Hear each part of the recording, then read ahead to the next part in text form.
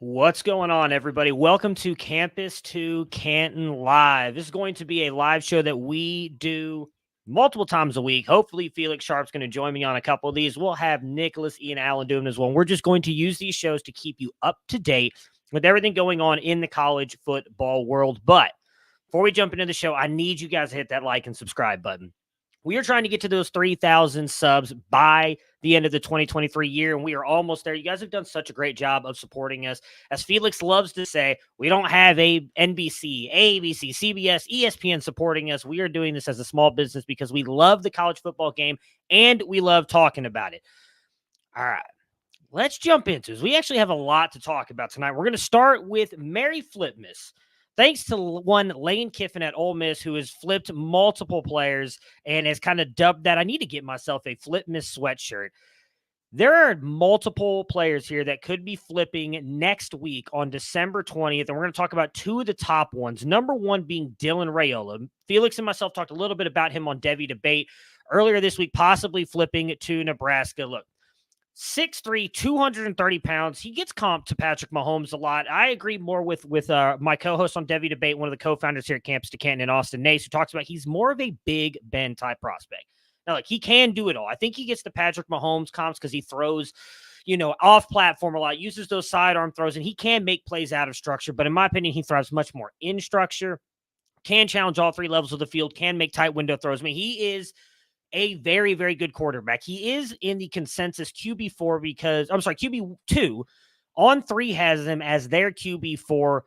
ESPN, Rivals, 24/7 Sports, and us here at Campus to Canton all have him as our QB1 in this class. However, he is rated as a 9.965, so lower than those guys like Quinn Ewers and Arch Manning. And for us, we have him ranked as a 0804. Still a tier 1 quarterback. Anybody for our grading system here at Campus to Canton, anything over an 80 is considered a tier 1 or a 5-star prospect. However, that does come in lower than all three of the tier 1 QBs we had last year. Malachi Nelson, who is currently still with USC, Dante Moore, who's currently in the transfer portal, who we will talk about here in a little bit, and one Arch Manning, who ended up going to Texas. So we are not quite as high on him as some of the guys that we had in last year's recruiting class, but we still think he's going to be a very good quarterback. And if he is able to flip there, I mean, this would be a massive win for Matt Rule and Nebraska. They're going to have to do some stuff around him.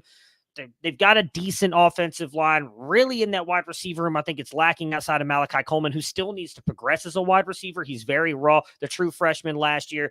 But if they're able to build around that, and Dylan Rayola is able to do something with Nebraska, they will build a Dylan Rayola statue outside of Nebraska Stadium. I mean, they already love his father, who was a player there. His uncle is a coach on the coaching staff. He did have an official visit on December 15th and has visited 2 times previous. There was a lot of smoke before he committed to Georgia. He would be going to Nebraska. It's going to be one of the main storylines to watch on December 20th, this coming Wednesday, when we have early signing day. Speaking of early signing day, the number 1 player in the nation and the number 1 wide receiver, Jeremiah Smith, who is currently committed to Ohio State. And I will be honest, none of the crystal balls have flipped. I should have mentioned with Dylan Rayola, we've had multiple crystal balls flip to Nebraska. None of them have flipped yet for Jeremiah Smith to go to Florida State. 6'3", 200 pounds. He's comped a lot to Julio Jones. I think On3 has it a lot closer with the AJ Green comp. That's more of the player that I see. But he is, again, wide receiver 1, literally the top player in the 2024 class. Played at Chaminade Madonna Prep High School in Florida, which is not far from Florida State. He has had 5 visits to Florida State just this year, just in 2022, including all the way back in May, in May, going to a Florida State football camp. He did have an unofficial visit to them last month and an official visit on December 8th. So, I mean, he has visited a lot. That's 3 times more than what he's gone up to see Ohio State. I don't know if I'm an Ohio State fan, if I am concerned, but there are now starting to be more and more rumblings that he could flip to Florida State. He is, for those of you who don't know, the cousin of Geno Smith. And if you don't know much about Jeremiah Smith, arguably the most polished route runner in this class. I would actually say it's between him and Mylan Graham, who are currently both projected to go to Ohio State. for his size, again, at 6'3", 200, his ability to change direction is incredible, and I think that is why he is comped to Julio Jones, and extremely impressive how easy it is for him. He knows how to run practically every route in the route tree, and not only is he a little bit of a dangerous player after the catch, he knows how to go up and get the ball as well. Extremely strong hands, knows how to come down with it in traffic, very good at tracking the ball down the field as well. And has a ton of great one-handed catches. I mean, the dude's a highlight reel. He's extremely fun to watch. Obviously, I would love for him to go to Ohio State, but I'm going to be honest, if he goes to Florida State, he's going to be a phenomenal player. He's definitely something to watch. We've seen multiple people now starting to talk about this. Again, I don't think either one of these guys, I shouldn't say either one. If Dylan Rayola flips, I don't think we will have the mass chaos that we did a couple years ago when Travis Hunter flipped from Florida State to with Dion to the HBCU, because that was just mind-blowing. It changed everything that day. It was a massive thing. But I do think Jeremiah Smith possibly flipping from Ohio State, which is considered quote-unquote wide receiver U, to Florida State would be a massive win for the Seminoles after coming off obviously the obvious blow of them not making the playoffs. If Mike Norvell is able to do that, I mean, Ohio State fans are going to be reeling. I'll just tell you that right now, even though they've got a pretty good class coming in, and Mylan Graham, who I think is going to be a really good player as well at the wide receiver position, to get the number one player in the nation to flip to Florida State would be massive. So it's something to watch. Again, if this happens, we here at Campus to Canton will have you covered. We'll be covering everything in the morning and have a recap at the end of the night of signing day. So if either one of these guys flips, make sure to tune in. We'll talk about what it means from the recruiting landscape for both those teams and obviously the fantasy perspective as well. All right. Let's jump to the transfer portal. We've had a couple news items hit today.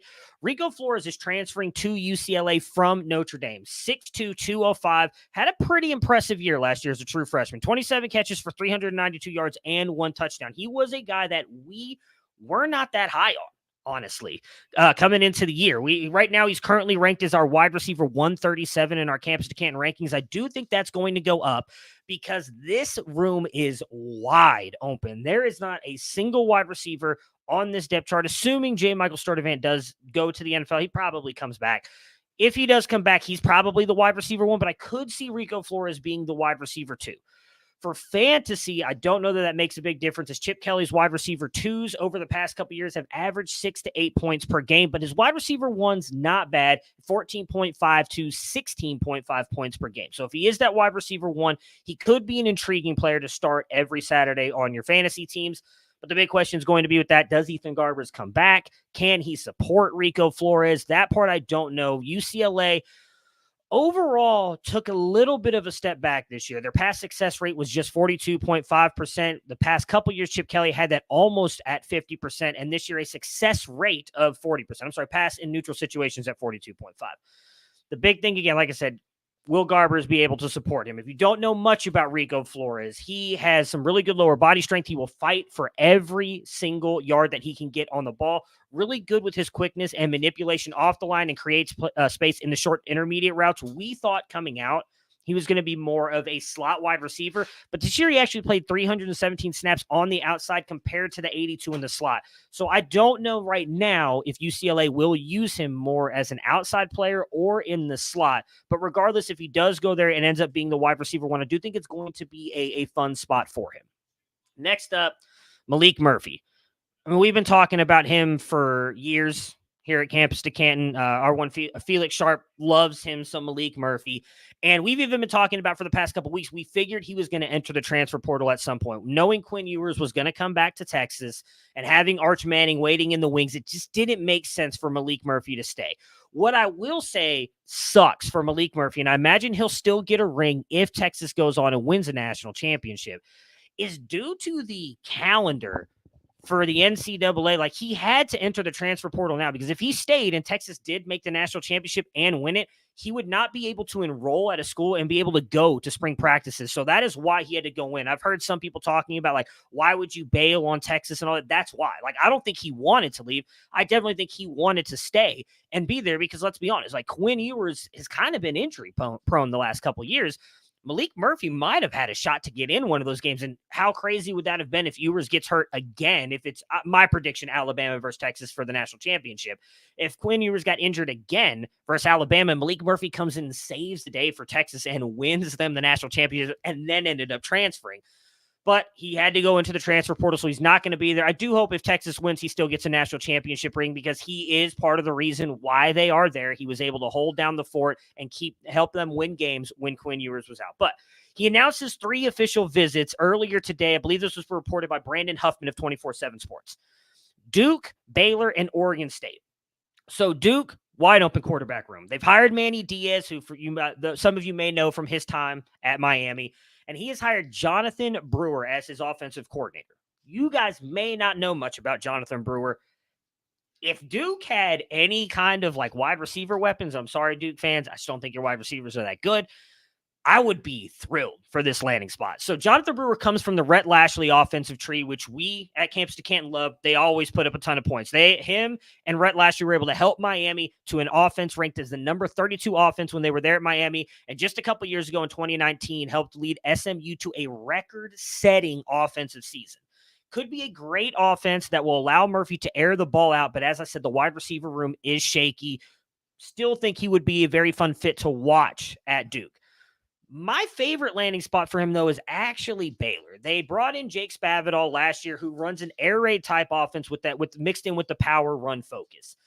Now, they don't currently have a QB that can really challenge the ball down the field. They do have a deep threat, though, in Monterey Baldwin, again, one of Felix Sharp's favorites, who I think would be a fun combo to watch every week, and Malik Murphy bombing it deep to Baldwin, which is not an issue for him. And I believe it was the Patrick Mahomes. It may have been the Manning QB camp when Malik Murphy was a freshman in high school, aired the ball out 74 yards in the air. It's an incredibly impressive throw. That's kind of when he got all this pub. It went all like viral on Twitter and everything. So he is a deep ball specialist. Wherever he goes, I think Duke or Baylor would be the best spots for him because right now, Oregon State, to me, doesn't make much sense. If Jonathan Smith was still there, I would actually like that with Lindengard. But they're both gone. They're at Michigan State. They're currently still filling out their coaching staff. As far as I could tell, there was no offensive coordinator hired right now. I might be wrong. You guys can correct me in the comments and let me know. But also with that wide receiver room, there's really nothing there either. Like in Oregon State, we don't know where they'll be really next year. This coming 2024 season, them and Washington State will be playing like a mixture of Mountain West teams and then scheduling some out-of-conference opponents. Like, I just don't think that'd be a great spot where Duke and Baylor both wide open quarterback rooms. There's nobody there that I think would beat Malik Murphy out for the quarterback or the starting quarterback position. So that would be my guess. And he goes to one of those, obviously Baylor, a little bit closer to UT and Texas, where he is from, than Duke is. Dante Moore. We loved him. He was the number 2. Actually, we had him as our number 3 quarterback prospect. He was my number 2 in my freshman rankings last year for Campus to Canton. Was originally committed to Oregon because of Kenny Dillingham. When Kenny Dillingham left to become the head coach at Arizona State, Dante Moore left. Ends up going to UCLA. There's a lot of rumors about NIL, all that other stuff. I do think a lot of it more had to do with Kenny Dillingham. There have been reports over the past couple of weeks that he was going to go visit Oregon, then he wasn't going, then he is going. Per Alan True, friend of ours at Campus to Canton of 24/7 Sports, said that he is going to go on that visit this weekend. He still has a very good relationship with Dan Lanning and has gotten to briefly know new offensive coordinator Will Stein at the end of his high school recruitment. Again, that is all per Alan True over at 24/7 Sports. If he goes to Oregon, that will be an intriguing spot because we know they just brought in Dillon Gabriel, who I think plays not necessarily like Bo Nix, but will run that offense that way. If you look at what Bo Nix did for the most part, his ADOT was not good.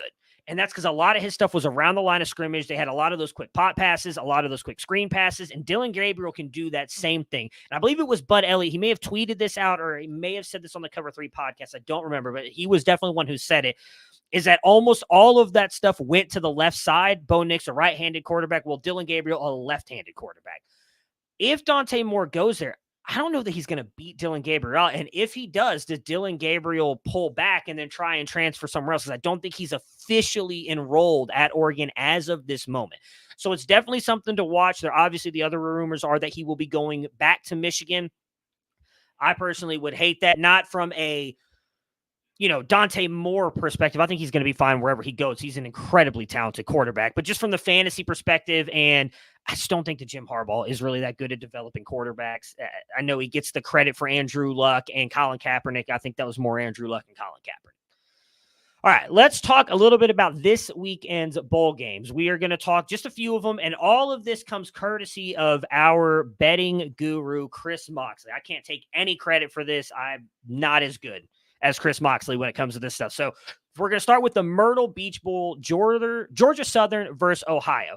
So as you can see on here, the over-under is sitting at 48.5, and Chris Moxley says good to go at 48. Play the under. It's actually moved up to 49.5. Georgia Southern favored by 2.5. The opt-out and transfers on the offense, Curtis Rourke, Saban Gura, and O'Shawn Allison, Miles Cross, all out from Ohio. For Georgia Southern, the offense is inconsistent, 93rd in EPA per pass on 59% neutral script pass rate, 10% above average. Ohio's defense ranks 9th in success rate overall, 10th against the pass. So doesn't have any real player props here to play. But again, play the under 48.5, or if you can find 49.5, that is the play to go here for the Myrtle Beach Bowl in Georgia Southern versus Ohio. I know Felix talked a little bit about this game on Devi Debate. He thinks Georgia Southern is going to cover that too, or beat Ohio by more than 2.5. So if you want to play that, go for it. I'm very intrigued to see how this game plays out. It will be one of the games that I'm watching for sure. Next up, the Cure Bowl, which is the Miami of Ohio Redhawks versus Appalachian State. Chris Moxley has on here to play the under at 42.5. So if you can get it at 41.5, play that. Weather, he says, is going to be 17 to 25 mile per hour winds and heavy rain. Miami of Ohio's defense is a bend but don't break defense. They are ranked 10th in preventing quality possessions turning into points. They are playing, though, possibly their third string quarterback as Gabbert is out and Avion Smith went into the portal. Special teams is third in field position and matters a lot in a game with bad weather. Said they do play an extremely slow pace as well, 128th in pace, 30 seconds per play. Appalachian State is playing a lot better down the stretch. Obviously, they beat undefeated, I believe it was Jacksonville. Don't remember who it was, so I'm not going to say now because I'm going to mess that up. They have Nate Noel, losses on offense, Nate Noel, Deshaun Davis, and Mylan Tucker, but their secondary is the best unit on the field with a horrendous rush defense, 128th in explosive rushes allowed. Chris Moxley said the prop to play in this one is on DraftKings is Rashad Amos over on 83.5 rushing yards. The New Mexico Bowl, if both these quarterbacks were healthy, I think this might actually end up being one of the better games of the Saturday slate here. Got New Mexico State versus Fresno State, over under at 51.5. New Mexico State favored at 3.5. No real weather here. Chris said not to make any plays on the over under. Diego Pavia's shoulder was hurt a couple weeks ago. He left against Liberty. That was 2 weeks ago. We still haven't heard if he's going to play or not. Obviously, if he does, it's going to make this game so much more intriguing. We know that Mikey Keene was also dealing with a concussion. It sounds like he's going to be able to play, but that has not been confirmed yet either. So something to watch out for tomorrow morning if you want to play any of these. Fresno State will be missing head coach Jeff Tedford, who retired due to medical reasons. We will see what they do there. I don't know that it's going to affect them that much, but again, still going to be a very fun game to watch. Not a lot to play in this one, though. The LA Bowl, UCLA versus Boise State, hosted by Rob Gronkowski.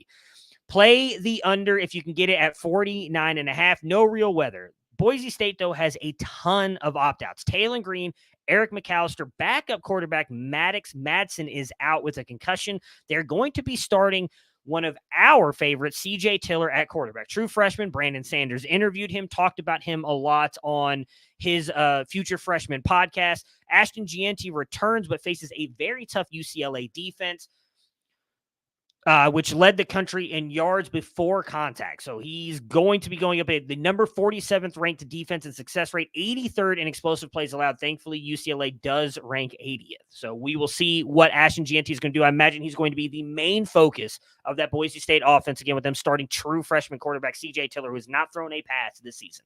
UCLA's key opt-outs are Latu at defensive end, John Humphreys, the cornerback, Kamari Ramsey, the safety, and William Nemo, the safety. Key transfers on offense, obviously Dante Moore, Keegan Jones, Carson Ryan, Cam Brown. We know that Ethan Garbers will start at quarterback.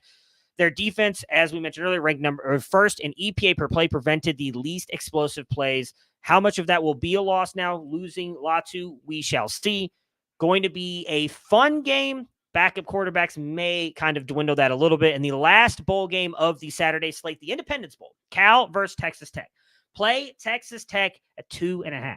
Texas Tech transfers Tyler Shuck, Miles Price, Jaron Bradley, Loic Fungi, J.J. Sparkman, and Monroe Millie, the right tackle, I believe actually listed as the best offensive lineman in the transfer portal currently, all out. Cal transfers all on defense. We had a little bit of scare earlier today that Jade Knott was opting out. That was a little bit of fool's gold. He's actually staying. This game should be interesting. The main thing I'm going to be watching in this one is how good does Baron Morton look? They're bringing in Micah Hudson, who, in my opinion, is the best wide receiver in the class over Jeremiah Smith, we talked about earlier in the show. Baron Morton, I think, needs to have a really good game here, or they might move on from him. They did play the true freshman earlier this year as well due to injuries. Morton, I think he struggled more because of the injuries and the inconsistency, but I will be watching to see what he can do against this Cal team. I'm really excited to watch that game as well. Could be a lot of fun. All right, guys, last but not least, we're going to try and keep these shows short, anywhere from 20 to 30 minutes. For the next couple weeks, I don't know if you guys noticed this, they don't do the big release schedule the way the NFL does, but I think we're going to get there with college football becoming more of a national game. The SEC dropped all of their 2024 schedules, I believe it was a couple days ago. So over the next couple shows, I'm going to do these every Monday, Wednesday, and Friday nights. I'm going to start breaking down the SEC schedules just for fun, because that's what we do with the NFL teams, right? Once the schedule comes out, I'm a Browns fan. You go and like win. Okay, the Browns are going 16-0, so on and so forth. We're going to go over the Texas schedule today, the 2024 schedule, their first year in the SEC, and I'm going to tell you guys how I think they're going to do. We'll do this again as we get closer to the season. I'm going to see how close I was to getting all these right. So the Texas 2024 schedule, I actually think they have the easiest schedule in the entire SEC. Like, they got welcomed into the SEC pretty well here. Obviously, 12-game schedules. You can see on the screen here, you have the wins where I think that they're going. I think they're going 11-1. Maybe I'm giving them too much credit going away to Michigan and winning at the Big House, but I think they're going to be doing it. I don't think Michigan's going to be the same team that they are this year. They're out of conference games. Colorado State, Michigan, UTSA, and Louisiana Monroe. All of those are home games, except for the away game to Michigan in the Big House in week 2. They have 7 home games this year, but realistically, that's 8, folks. As you can see there in week 7, they have the neutral game coming off a bye, by the way. Week 6, they have a bye after playing Mississippi State, which is probably going to be a pretty easy win for them. Going to a bye week, then they come back and they get Oklahoma at the Cotton Bowl. Neutral field. It's not really a neutral field, folks. It's in Dallas, Texas. Granted, it's like a 4.5-hour drive from Austin, but it's still in Texas. It's probably about the same drive for Oklahoma. Been to that game live, the Red River Shootout, a couple years ago. It is literally half Texas, half Oklahoma fans. I still say that's kind of a home game. So out of their 12-game schedule, they realistically have 8 games at home. So only 4 away games. The hardest one, in my opinion, is probably going to be Michigan at the Big House. Maybe you can make the argument for the last game of the year, Texas A&M at Kyle Field. That place is always rocking. If you remember a couple years ago when they beat Alabama with the field goal, but then there are other ones at Arkansas and Vanderbilt. Arkansas and Vanderbilt, guys, like those should be easy wins for Texas. They're returning a lot of that offensive line. Likely Quinn Ewers coming back. We'll see if he's able to take that step forward. The wide receiver room, reports of them getting Matthew Golden, the wide receiver out of Houston, Jonte Cook, DeAndre Moore, like Cedric Baxter. Jonathan Brooks is probably going to the NFL. Jadon Blue, like they're going to have a loaded team. That defense, especially that rush defense, so the front 7 of those linebackers, really good this year. Secondary needs some improvement. Texas could legitimately be looking at an 11-2 or 11-1, 10-2 season next year going into the SEC. Remember, the SEC going into 2024 is taking divisions away. It's the top 2 teams in record make the SEC championship game. I actually think Texas has a chance to be one of those top 2 teams. As you saw in there, the one loss I had them taking was Georgia. but they're playing Georgia at home. Georgia, not the same team they were 2 years ago. This year, they took a small step back. I still think they're a very good team. I don't think they'll even take much of a step back. Next year, they still have the number one recruiting class in the nation. And I'm pretty sure if you go to 24/7 Sports and look at the ranking class calculator, even if they lose Dylan Rayola, they fall all the way from the number one class to the number one class. Kirby Smart is killing it in the recruiting game. They're going to be a very great team. But what Texas has always done is play really good at home. We saw that a couple years ago when Alabama came in there. Realistically, I think many people believe, I know I do, if Quinn Ewers wouldn't have gotten hurt that game, they beat Alabama at home. I don't know that they'll be able to beat Georgia at home. That's the closest game. I think that's why I gave them the L. But I do think that they have a chance to possibly beat Georgia. If that's the case, they could be going in the SEC championship undefeated. Again, I think even 2 losses, an SEC team, 2 losses with the 12-team playoff, you're making the playoffs anyways, even if you don't win the SEC. But I think that would be a great thing. Texas fans would be thrilled if they left the Big 12 with the Big 12 championship, come into the SEC with all this trash talk that they can't handle it, and then go in there and win the SEC off winning a national championship, because they are my pick to win the national championship in 2023. Regardless, Texas is going to be one of the better teams. We'll see how they stack up when I do the Alabama and Georgia schedule breakdowns on Monday of where I think they're all going to sit. But it's going to be fun to watch this Texas team, loaded Texas team. And really, if Quinn can take that step forward, and you know your boy's hoping and praying that happens. I've been talking about this kid for 2 straight years. Like, I just want something to happen. I have 3 straight. I want him to be good. If he can take that step forward, I think this Texas team is going to arguably be one of the best in the nation. Guys, that is going to do it for us tonight. Campus to Canton live show. Thank you guys so much for tuning in. I didn't even get a chance to see if there was any questions or anything in the chat, but thank you, Austin. That is a nice sweatshirt. Yours is going to get to you eventually. I promise. I appreciate you guys jumping in and hanging out with me on a Friday night. We will be doing this, as I said, every Monday, Wednesday, and Friday night. Everybody enjoy your weekend. Enjoy the first slate of bowl games tomorrow. It's going to be a whole lot of fun. We will catch you guys later.